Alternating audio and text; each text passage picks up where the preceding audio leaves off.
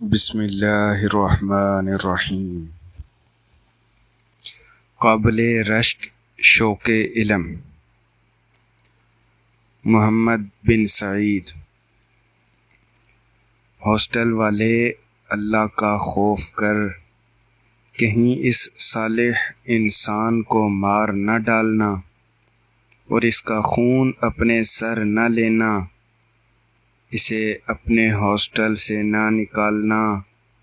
یہ بیچارہ علم کی پیاس بجھانے کے لیے تلاطم خیز سمندروں اور لق و دق صحراؤں کو عبور کر کے مغرب سے مشرق کی طرف آیا ہے۔ ہاسٹل والا: کیا یہ شخص بقی بن مخلد مغرب سے مشرق کی طرف آیا ہے؟ محمد بن سعید: ہاں، کیا خیال ہے کہ میں کسی اور کا نام لے رہا ہوں؟ دیکھیے، میں پہلی دفعہ آپ سے کسی کام کے سلسلے میں آیا ہوں، اس سے پہلے کبھی نہیں آیا، مجھے خالی نہ لٹانا۔ یہ عظیم رتبے والا شخص ہے، علم حدیث حاصل کرنے اور سنن رسول صلی اللہ علیہ وسلم روایت کرنے آیا ہوا ہے۔ کیا ہم اسے سر راہ مرنے کے لیے چھوڑ دیں؟ ہاسٹل والا: میں کیا کروں؟ میں نے اسے 2 سال سے اپنے ہاسٹل میں رکھا ہے، نہ اس سے کرایہ لیتا ہوں، نہ اسے کسی چیز کی کمی آنے دیتا ہوں، اور نہ اس کی نافرمانی ہی کرتا ہوں۔ کیا مجھے اس کا یہی صلہ ملے گا کہ یہ پردیسی یہیں مر جائے اور ہاسٹل سے سیدھا قبرستان کی طرف جائے؟ لوگ میرے ہاسٹل کو منحوس سمجھنا شروع کر دیں اور پھر کبھی یہاں آنے کا نام نہ لیں، اس طرح تو میں کنگال ہو جاؤں گا۔ یہ مریض انسان ہے، اسے مختلف بیماریوں نے لاغر کر دیا ہے، اسے بخار نے اٹھنے کے قابل نہیں چھوڑا، حکیموں کے صفوف اسے ٹھیک کرنے سے عاجز آ گئے ہیں، اور یہ آج یا کل ختم ہونے کو ہے۔ مجھ پر رحم کرو اور مجھے اس سے بچاؤ، مجھے اس کی ضرورت نہیں ہے۔ اللہ گواہ ہے کہ مجھ سے بھول ہو گئی جو میں نے اسے یہ فلیٹ کرائے پر دے دیا تھا۔ محمد بن سعید: شریف آدمی، ذرا ہاتھ ہولا رکھ، اگر تجھے اس نعمت کی قدر و قیمت کا اندازہ ہو جائے تو ساری رات اللہ تبارک و تعالی کا شکر ادا کرنے میں گزار دے۔ تو جانتا ہی نہیں کہ اللہ تعالیٰ نے کتنی بڑی نعمت تیرے ہاسٹل میں بھیج دی اور کتنا ثواب تیرے نامہ اعمال میں لکھ دیا ہے۔ تو اللہ تعالیٰ کی خوشنودی حاصل کرنے کی نیت سے اس کی خدمت کر، میں امید کرتا ہوں کہ اللہ تعالیٰ تجھے اس کے بدلے جنت عطا فرمائے گا۔ ہاسٹل والا: صاحب، آپ میری پریشانی کا اندازہ نہیں کر رہے، اگر آپ کو اندازہ ہو جائے تو واللہ مجھے ہرگز ملامت نہ کریں۔ یہ شخص روزانہ پھٹی پرانی گودڑی پہن کر ہاتھ میں لاٹھی اور کاسہ گدائی لے لیتا ہے، لوگوں سے بھیک مانگنے چلا جاتا ہے اور شام کو واپس آتا ہے۔ ہنستے کیوں ہو ابن سعید؟ میں کوئی مذاق کر رہا ہوں۔ محمد بن سعید: نہیں، لیکن تجھے اصل حقیقت کا علم ہی نہیں۔ ہاسٹل والا: کون سی حقیقت؟ محمد بن سعید: یہ آدمی اندلس کے پارک اور باغات، چشمے اور نہریں، محلات اور کوٹھیاں، مال و دولت اور جاہ و حشمت، دوست و احباب اور خویش و اقارب کو خیر آباد کہہ کر سمندروں اور دریاؤں کی تلاطم خیز موجوں سے مقابلہ کرتا ہوا خشکی پر اترا اور لک و دک صحراؤں اور وسیع و عریض بیابانوں میں پیدل چلتا ہوا بغداد آ پہنچا۔ اسے نہ تو مال و دولت کی ہرس تھی، نہ جاہ و حشمت کی، کسی دوست کی ملاقات سے غرض تھی، نہ کسی عورت سے نکاح کی، بلکہ اس نے صرف اور صرف ابو عبداللہ احمد بن حنبل رحمہ اللہ علیہ کو دیکھنے اور ان سے علم حدیث حاصل کرنے کے لیے یہ تکلیفیں اٹھائیں۔ جب ہاسٹل کے مالک نے ابو عبداللہ کا نام سنا تو اس کا دل مسرت سے جھومنے لگا، اس کی خوابیدہ عقیدت بیدار ہو گئی۔ اس گدا نما شائق علم کی ابو عبداللہ کے ساتھ محبت کی وجہ سے اس کا کینہ دور ہو گیا۔ اس نے نہایت شیریں اور نرم لہجے میں پوچھا، اچھا، آپ فرما رہے ہیں کہ یہ شخص اندلس سے امام ابو عبداللہ احمد بن حنبل کی ملاقات کرنے آیا ہوا ہے؟ محمد بن سعید بولا، جی ہاں۔ واہ، اس شخص کو دنیا و آخرت کی خوشیاں مبارک ہوں۔ کیا اس نے ان سے ملاقات کر لی تھی؟ ذرا بتائیے کہ اس نے کس طرح ملاقات کی؟ محمد بن سعید، وہ تیرے ہاسٹل میں آیا اور اپنا ساز و سامان رکھ کر ابو عبداللہ کا پتہ پوچھنے لگا۔ ان دنوں سخت گیری کی وجہ سے کوئی شخص ابو عبداللہ احمد بن حنبل کا نام بتانے کی جرأت نہیں کرتا تھا۔ جو شخص یہ جسارت کر بیٹھتا اسے خلیفۃ المسلمین کے جاسوس پکڑ لیتے اور عبرتناک سزا دیتے۔ اسے اس طرح کی بدسلوکی کی اطلاع سے اس قدر صدمہ لاحق ہوا کہ بیان سے باہر ہے۔ چنانچہ یہ رصافہ کی مسجد میں چلا گیا اور محدثین سے روایات سننے لگا۔ اس شوق میں اس نے بہت سے حلقوں سے خوشہ چینی کی۔ جب یہ ہمارے حلقے میں آیا تو میں پہلا شخص تھا جس نے اسے مسافر اور غریب الدیار سمجھ کر سلام کیا، اس سے خیر و عافیت پوچھی تو اس نے مجھ سے پوچھا، یہ بزرگ کون ہیں؟ میں نے جواب دیا، یحییٰ بن معین۔ اور یحییٰ بن معین سے کوئی طالب علم بھلا کس طرح بے خبر رہ سکتا تھا؟ چنانچہ یہ انہیں رجال حدیث پر جرح و تعدیل میں مصروف دیکھ کر تھوڑی دیر ٹھہرا رہا۔ جب حلقے میں ایک آدمی کی جگہ خالی ہوئی تو وہاں جا کر کھڑا ہو گیا اور عرض کرنے لگا، اے ابو زکریا، اللہ تبارک و تعالی آپ پر فضل و کرم فرمائے۔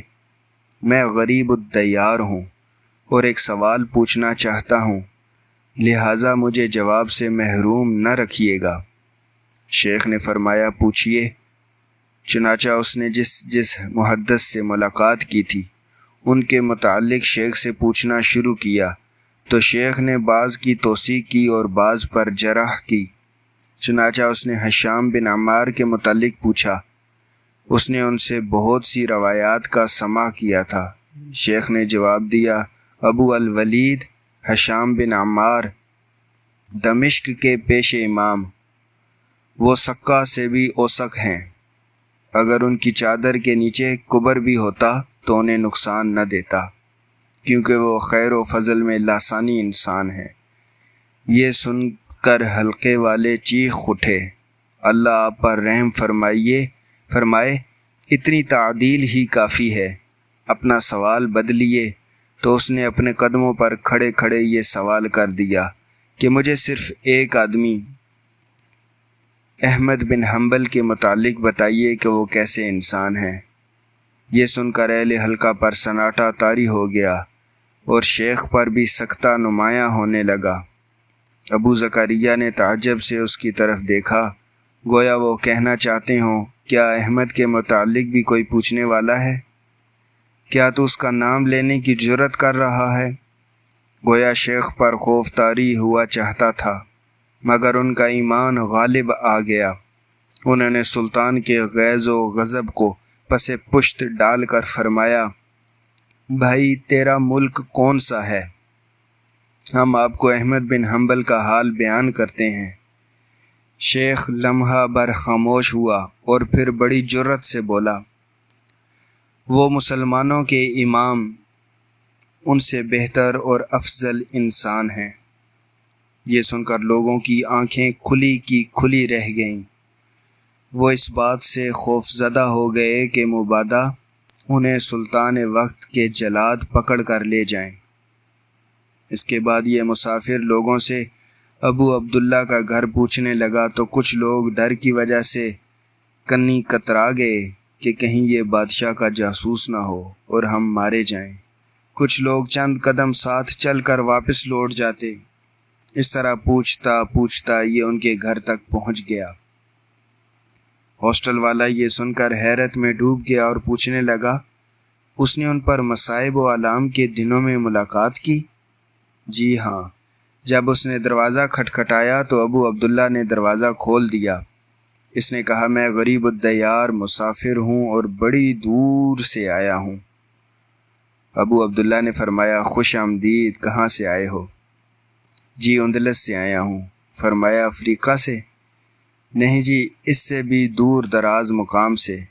افریقہ جا کر تو میں سمندر کا سفر شروع کرتا ہوں اور اسے عبور کر کے اپنے وطن پہنچتا ہوں۔ اچھا، یہ تو خاصا دور دراز مقام ہوا۔ مجھ سے کیا کام ہے؟ آپ سے حدیث سننا اور روایت کرنا چاہتا ہوں۔ فرمایا، جس طرح آپ نے دیکھا اور سنا کہ میں کسی سے ملاقات نہیں کر سکتا اور جو کوئی مجھ سے ملاقات کرے اسے پکڑ لیا جاتا ہے، آپ میرے پاس آئے ہیں تو مجھے آپ کی سلامتی کا خطرہ ہے۔ عرض کی، آپ سے علم حدیث حاصل کرنے میں مجھے کسی عذاب اور دکھ کی پرواہ نہیں۔ فرمایا، اگر انہوں نے آپ کو روک دیا تو؟ عرض کیا، میں ایک ہیلے سے آ جایا کروں گا، وہ یہ کہ میں گداگر کے روپ میں آ کر صدا لگایا کروں گا، مجھے خیرات دو، اللہ آپ پر رحم فرمائے گا۔ اب آپ دروازہ کھول کر مجھے احادیث سنا کر واپس چلے جایا کرنا۔ فرمایا، اچھا، لیکن اس کا حلقہ والوں کو پتہ نہ چلے۔ عرض کی، بالکل پتہ نہ چلنے دوں گا۔ چنانچہ یہ روزانہ ایسا ہی کرتا تھا اور تو سمجھتا تھا کہ یہ لوگوں سے بھیک مانگنے جاتا ہے۔ ہاسٹل والے کے دل میں اس کی عظمت بڑھ گئی، گویا اس کے فلیٹ میں کوئی وزیر یا بادشاہ رہتا ہو۔ اس نے محبت بھرے انداز میں دہرا کر پوچھا، اچھا تو پھر یہ امام ابو عبداللہ احمد بن حنبل کا شاگرد ہوا نا؟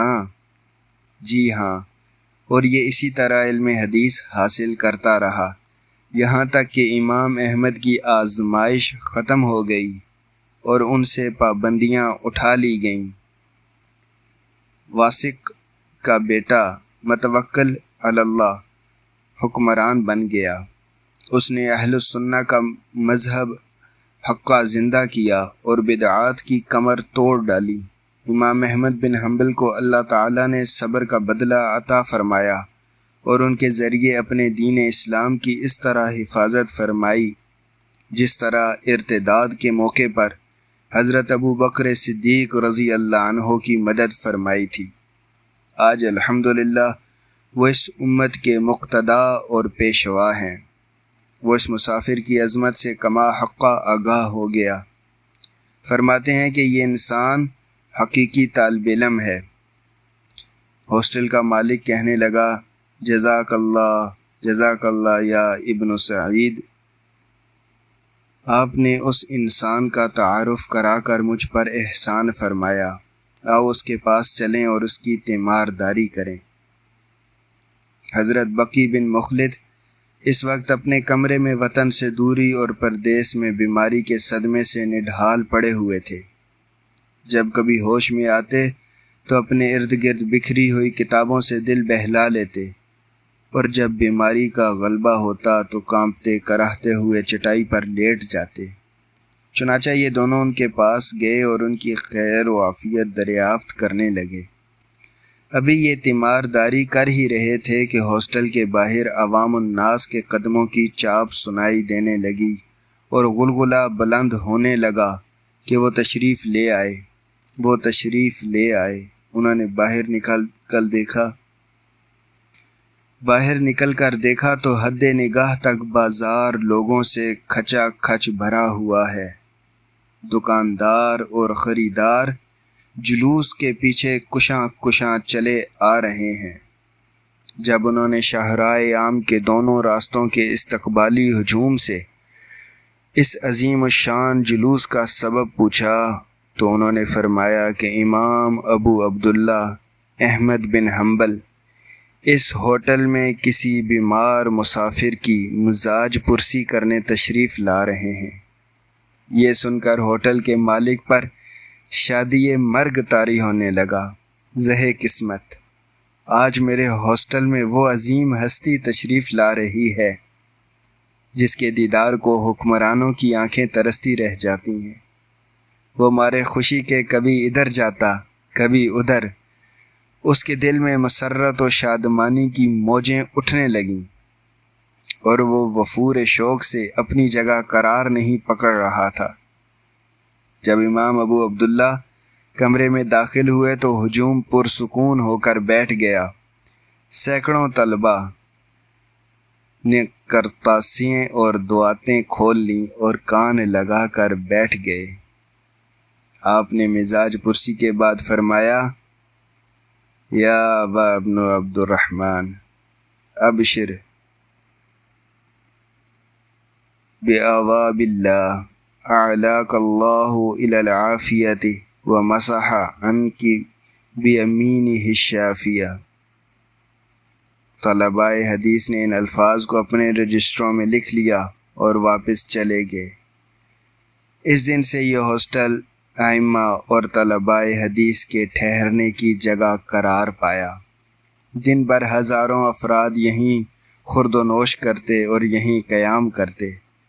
ہاسٹل کے مالک کے گھر میں مال و دولت کی ریل پیل ہو گئی اور امام بقی بن مخلد اندلسی کو اللہ تعالیٰ نے صحت